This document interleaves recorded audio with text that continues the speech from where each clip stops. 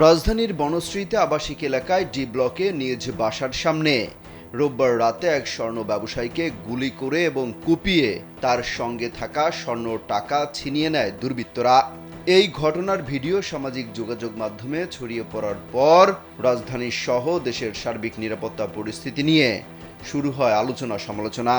ঘটনার ২৪ ঘন্টা পেরিয়ে গেলেও ছিনতাইয়ের সঙ্গে জড়িত কাউকে শনাক্ত করতে পারেনি আইন শৃঙ্খলা রক্ষাকারী বাহিনী। পুলিশ বলছে, গুলি করে ছিনতাইয়ের ঘটনায় জড়িতরা সবাই পেশাদার বলেই ধারণা করছেন তারা। গুলিবিদ্ধ ব্যবসায়ীর স্ত্রীর অভিযোগ, সময় মতো বাসার গেট খুলে দিলে তার স্বামীর এই পরিণতি হতো না। বারবার বলার পরও দারোয়ানের স্ত্রী ও বাড়ির মালিক কেউই সাড়া দেয়নি এবং গেট খোলেনি। জেনেক্সে শিফট করো, লাইফকে লিফট করো। অভিযোগ করে তিনি বলেন, আমি গুলির শব্দ শুনে দৌড়ে আসছি। আমি চিৎকার করে বলেছি, আপনারা গেট খোলেন। দারোয়ান কই? পরে আমি জানালা খুলে দেখি দারোয়ান ভেতরে বসে আছে। আমি দরজা খুলে দারোয়ানকে টেনে বের করে তাকে জিজ্ঞেস করি, আপনারা গেট খুলছেন না কেন?